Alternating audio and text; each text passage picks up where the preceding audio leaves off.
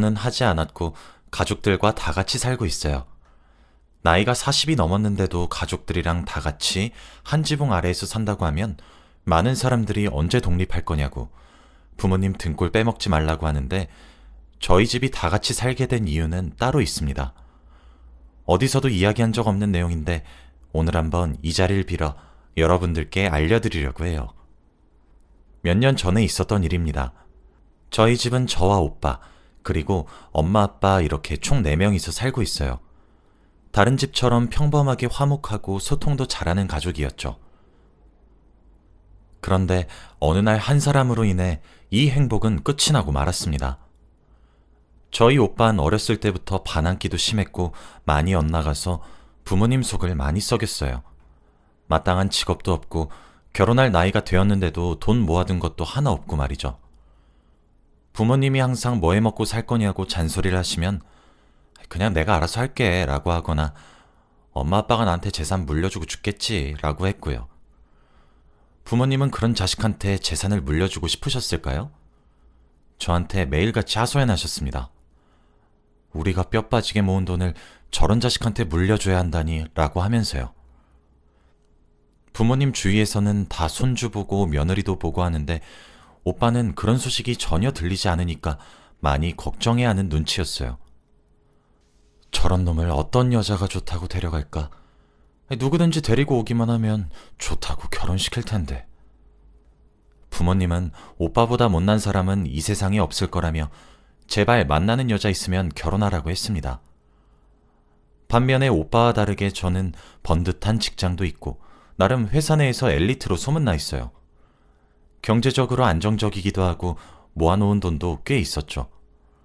그래서 남자만 만나면 되는 상황이었습니다. 엄마와 아빠는 매일같이 저와 오빠를 비교하면서 아이고 우리 아들이 딸 반만이라도 닮았으면 좋겠다 라고 하실 정도였죠. 오빠 같은 사람을 어떤 여자가 좋아할까 싶었고 저는 오빠가 아무 능력도 없고 성격도 별로라서 결혼은 절대 못할 줄 알았어요. 그런데 얼마 뒤 오빠는 한 여자를 데리고 왔습니다. 엄마 아빠 인사하세요. 저와 결혼할 여자입니다. 아무 연락도 없이 갑작스레 집에 한 여자를 데리고 왔는데 얼굴도 예쁘고 성격도 좋아 보였어요. 근데 왠지 모르게 쎄했습니다. 그 여자 주위에 안 좋은 기운이 잔뜩 몰려있는 기분이랄까요? 그런데 오빠가 집에 여자를 데리고 온 건 처음이었기 때문에 저희는 좋다 싫다 할 처지가 아니었고 무조건 그 여자를 반겼죠. 도대체 이 여자는 뭐가 아까워서 오빠 같은 사람을 만나는 건가 궁금했어요. 그래서 자리에 앉아 저희 5명은 대화를 했습니다. 이야기를 하면 할수록 그 여자는 되게 색다르더라고요. 약간 공감 능력이 떨어진다고 할까요? 저와 부모님이 물어보는 말에 생각지도 못한 대답을 툭툭 던지니까 저희 셋은 당황하기 일쑤였죠. 반면에 오빤 늘 있는 일인지 해맑게 웃고 있었고요. 저희 집에서 햄스터를 키워요. 거실에 햄스터 집이 있습니다. 도저히 대화가 오가지 않아서 정적이 많이 흘렀는데 그 여자가 햄스터를 보고 혹시 만져봐도 되냐고 하더라고요.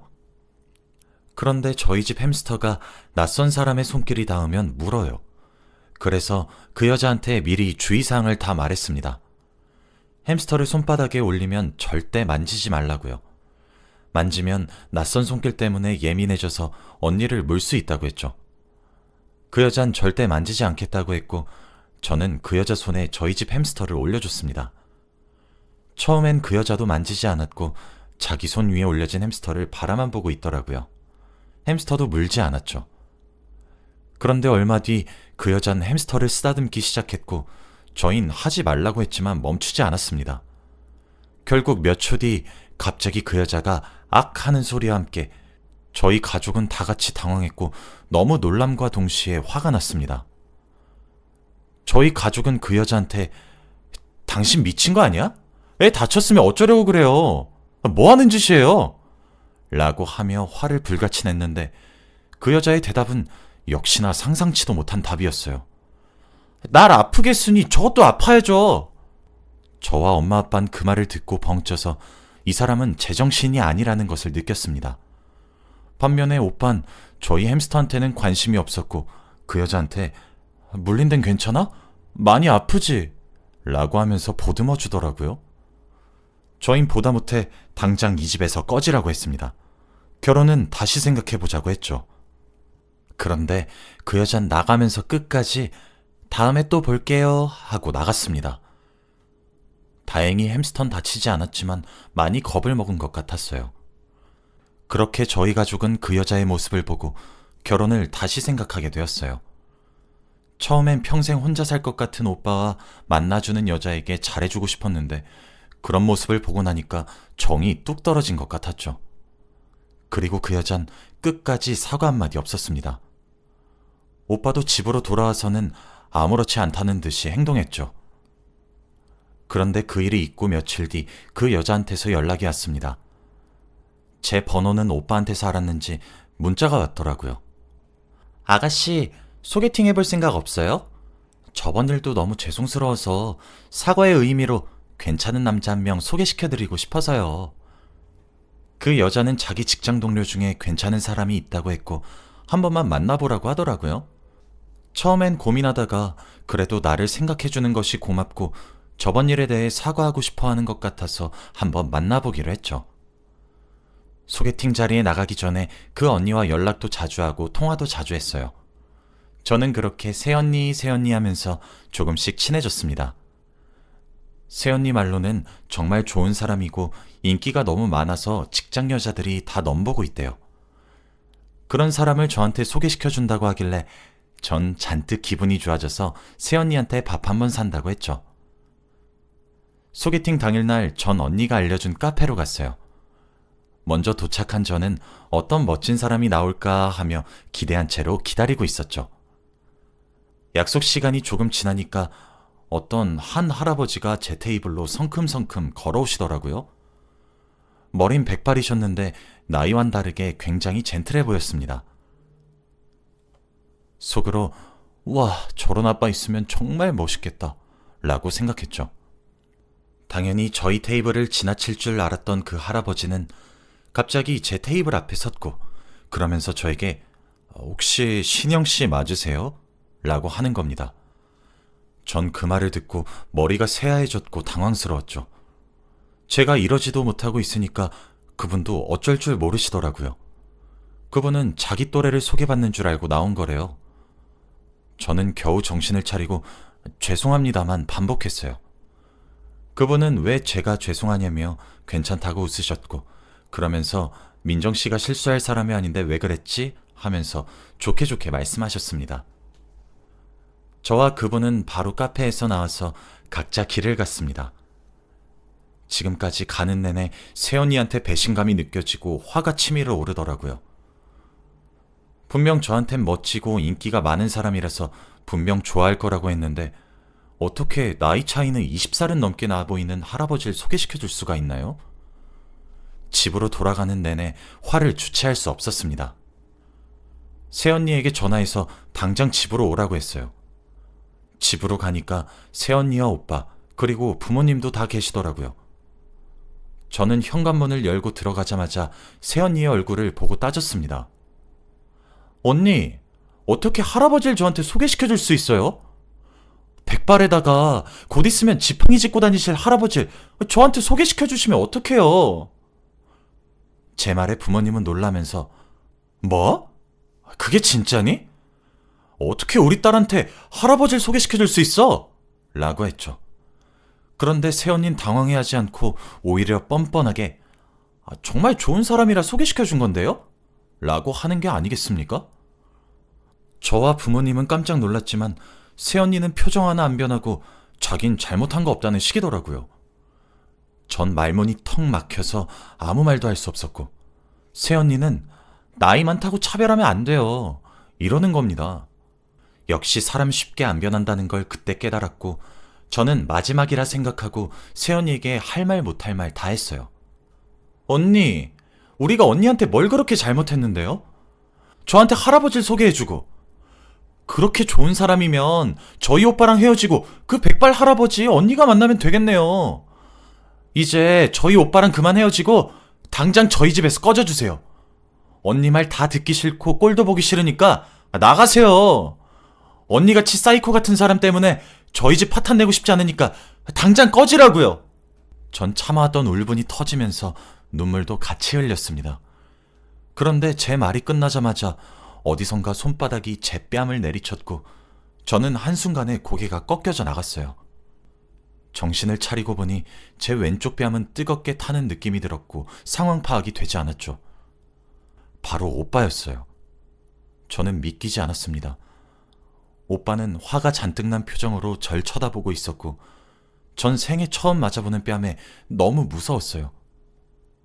이 상황을 보고 있던 엄마와 아빠는 오빠에게 미쳤냐고 그만하라고 난리였죠. 그런데 그때 전 새언니의 표정을 보고 경악을 금치 못했습니다. 새언니는 내가 뭘 잘못했냐는 식으로 눈만 껌뻑거리면서 절 쳐다보고만 있었거든요. 그저 무표정이었습니다. 엄마와 아빠가 오빠를 때리면서 미친 거냐고, 우리가 널 이렇게 키웠냐고 화를 잔뜩 내고 있었고, 오빠는 내 여자친구가 너 생각해서 소개팅 해줬는데도 뭐? 사이코 같은? 야, 너 말 그딴 식으로밖에 못해?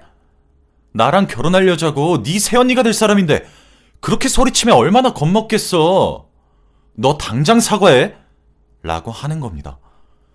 그 말을 듣고 엄마와 아빠는 결혼 절대 안 시켜줄 거라고, 당장 헤어지라고, 이 집에 다시는 들어올 생각하지 말라고 했고 그들은 거의 쫓겨나다시피 나갈 줄 알았어요. 그런데 새언니는 더 충격적인 말을 했습니다. 어머님, 아버님, 저 임신했어요.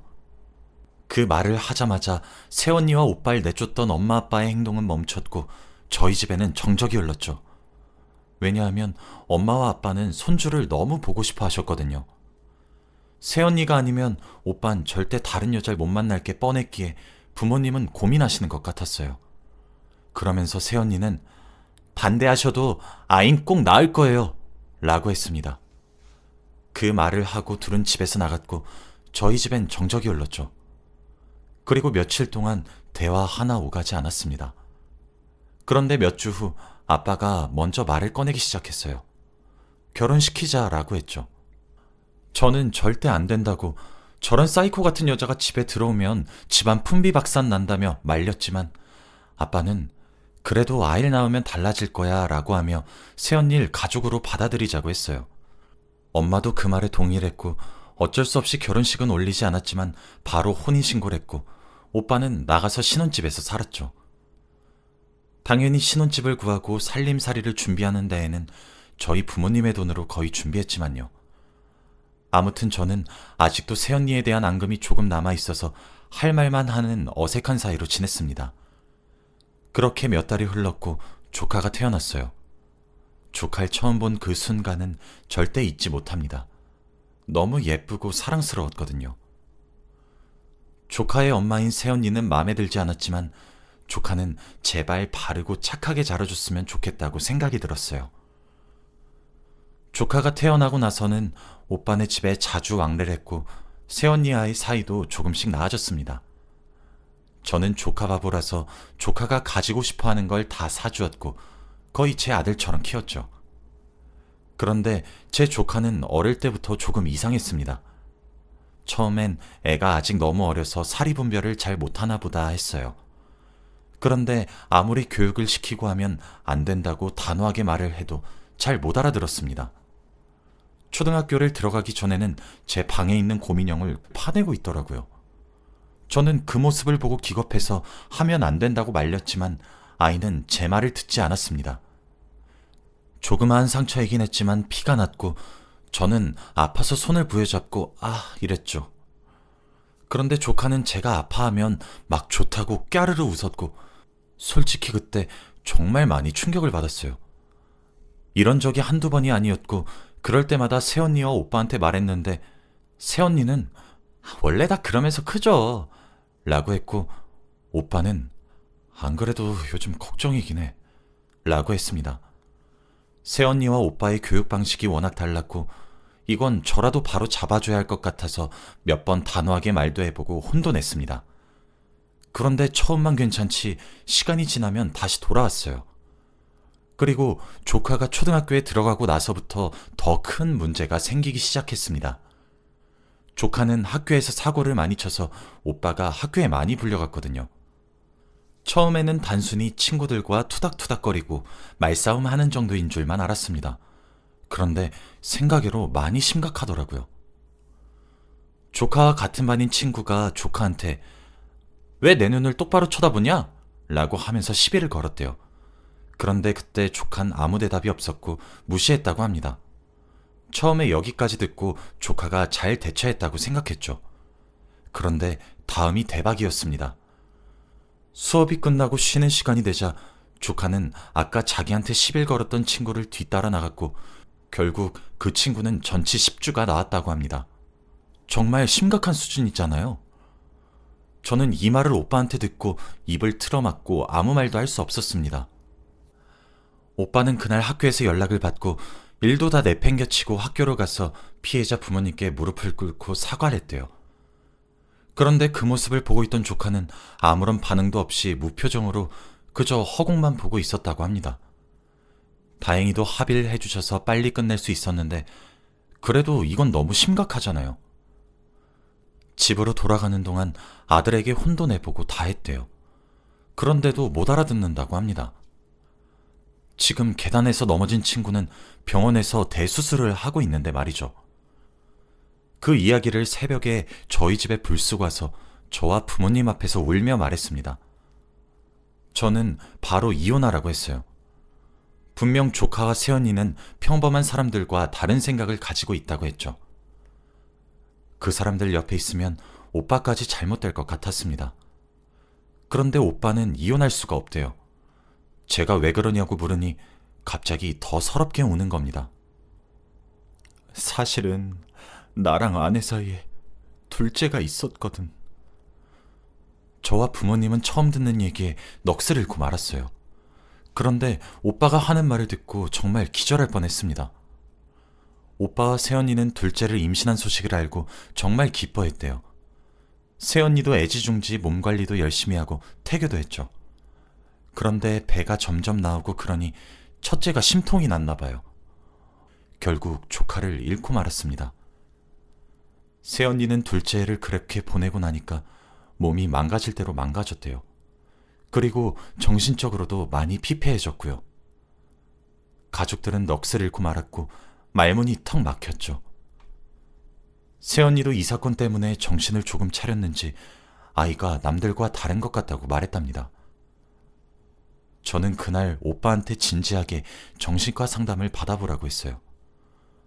오빠는 펑펑 울면서 도저히 못 버티겠다고, 감당하지 못하겠다고 했고 며칠 뒤 오빠는 아들과 새언니를 데리고 정신병원에 갔다 왔죠. 3명 다 진단을 받았는데 결과는 놀라웠습니다. 조카와 새언니가 사이코패스 진단을 받았거든요. 당장이라도 입원해서 치료를 받아야 한다고 했죠. 그날 바로 입원을 했고 오빠는 혼자 병원에서 나와 바로 저희한테 왔다고 합니다. 이렇게 한순간에 사건이 일어나니까 저희 가족도 너무 당황스럽고 어떻게 해야 할지 모르겠더군요. 새언니가 집에 들어오기 전까지만 해도 화목하고 행복한 가족이었는데 하루아침에 분위기가 이렇게 변하다뇨. 결국 저흰 조금이라도 기분이 나아지기 위해 시골에 있는 전원주택으로 이사가기로 했어요. 주위에 자연이 있는 곳에 저희 가족 4명이서 사니까 서울에 있을 때보다는 많이 나아진 것 같습니다. 오빠는 새언니와 이혼을 했고 조카 양육권은 오빠가 가지고 왔어요. 그래도 자주 정신병원에 가서 면회도 하고 이야기도 많이 나누고 있다고 합니다. 지금은 몇 년 전 이야기지만 그때만 생각하면 아직도 생생해요. 여러분들도 결혼하기 전에 상대를 잘 알아보고 결혼하시길 바랍니다. 제 이야기는 여기까지예요. 들어주셔서 감사합니다.